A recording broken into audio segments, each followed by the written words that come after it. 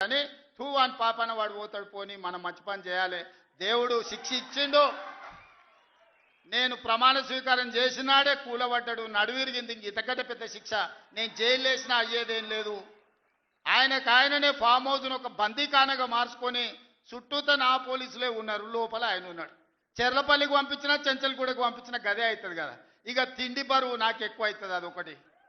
లోపల చెర్లపల్లి చెంచల్గూడ పెడితే ఆయన తిండే తినికి మళ్ళీ ఆయన ఏదైనా కావాలంటే అదిగిన చేస్తే సర్కార్కి ఎక్కువ ఖర్చు అవుతుంది తిండి ఆయన సంపాదించేది ఇన్నా ఫామ్ హౌస్లే ఒక బందీఖానగా పెట్టుకొని చుట్టూతో మన పోలీసులే పహారా కాస్తున్నారు ఇక ఆయన చేసిన పాపాలకు ఆయననే పోతాడని ఊరుకున్నా నేను ప్రమాణ స్వీకారం చేయడానికి పోయిన రోజే మంచం మీద నుంచి బోర్ల పడి మక్కెలు ఇరిగి మూలకు పడ్డాడు ఇక ఆయన నిన్నొచ్చి పెద్ద మనిషిలాగా మంచి చెప్తాడేమో అనుకున్నా తోలు తీస్తా అని అన్నాడు తోలు తీస్తాడంటేనే ఇక నేను చెప్పదలుచుకున్నా అయ్యేగా నా సంగతి వదులు కానీ మా సర్పంచులు వచ్చిండ్రు రా